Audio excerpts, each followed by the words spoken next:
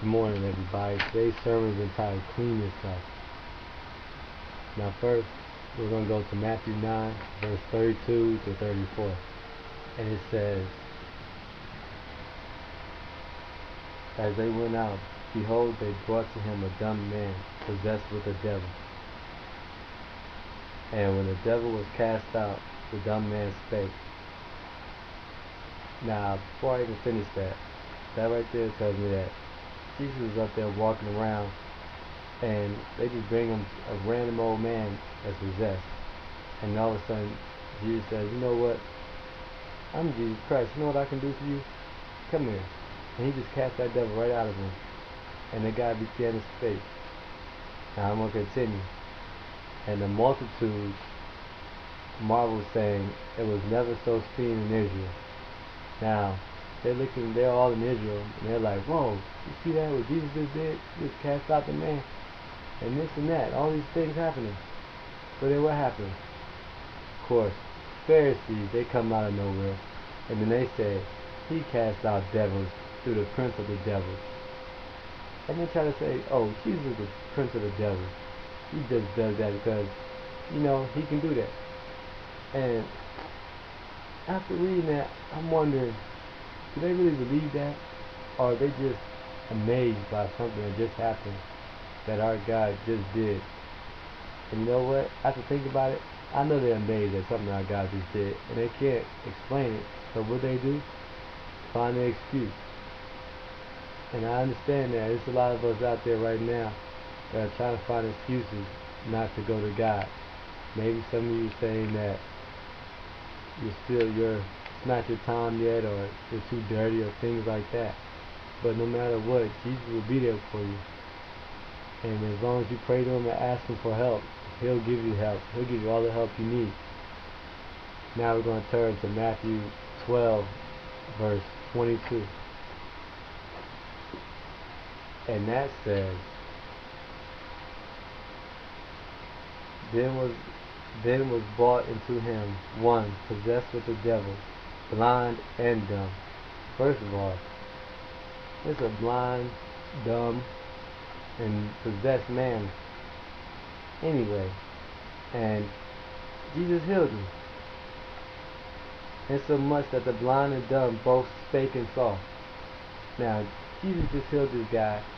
First of all, in chapter 9, he healed the guy that was just blind. And you know what? He said, I'm Jesus Christ. You know what? I'm going to go above and beyond and show these guys that I just can't cast out no devil-filled man. I'm going to cast out a man that's devil-filled, dumb, and blind. And let me see what you can think about that. And verse 32 says, And whosoever speaketh a word against the Son of Man, who is Jesus Christ, we all know that, it shall be forgiven him. But whosoever speaketh against the Holy Ghost, it shall not be forgiven him, neither in this world, neither in the world to come. So you go ahead and talk about Jesus all you want. You know what? He'll forgive you. But once you talk about the Holy Ghost, oh, whole new ball game. That's not going to happen. Verse 34 says, O generation of vipers, how can you, being evil, speak good things? I'm going to let you think about that one. Let me say that again. O generation of vipers, how can you, being evil, speak good things? I'm going to leave that alone. For out of the abundance of the heart, the mouth speaketh. That's verse 35. A good man out of the good treasure of the heart bringeth forth good things. Now, you're a good man. You have a good heart. Let me say that. You're going to bring forth good things. And an evil man out of the evil treasure bringeth forth evil things. That goes without saying. Verse 36. But I say unto you that every idle word that men shall speak, they shall give account thereof in the day of judgment. Every word you shall speak, God's going to hold you accountable. Not your brother, not your sister, not your mother, but it's going to be all on you. You might want to think about what you say to people. Verse 37 says, "For by the words thou shalt be justified, and by the words thou shalt be condemned." So you go ahead and say, "Oh, look at that fat person over there." Okay, let's see what happens. You will be condemned for that. And you know what you gotta do to help yourself get out of that bad situation, don't you? Exactly, you have to pray. Now, verse 38, "Then certain of the scribes and the Pharisees answered, saying, Master, we will see a sign from thee." 39, "But he answered and said unto them, An evil and adulterous generation seeketh after a sign, and there shall no sign be given to it, but the sign of the prophet of Jonah." Verse 40, "For Jonas was 3 days and 3 nights in the whale's the whale's belly, so shall the Son of Man be 3 days and 3 nights in the heart of the earth."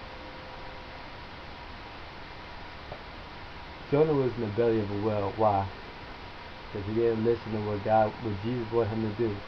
He wanted him to help these people. Did he do it? No, he did. So God said, "What? Put you in that belly of that nice old big fish." And after a while, you being a big fish, you understand what Jesus said. Verse 43 says, "When the unclean spirit is gone out of a man, he walketh through dark places, seeking rest, and findeth nothing." Say that again.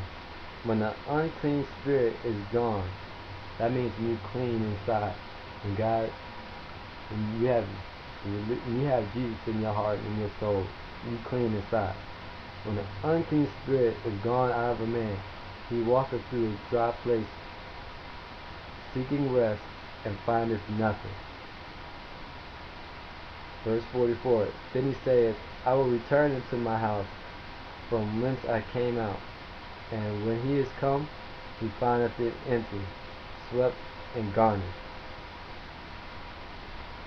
Then he goeth and taketh with himself 7 other spirits more wicked than himself, and they enter and dwell there.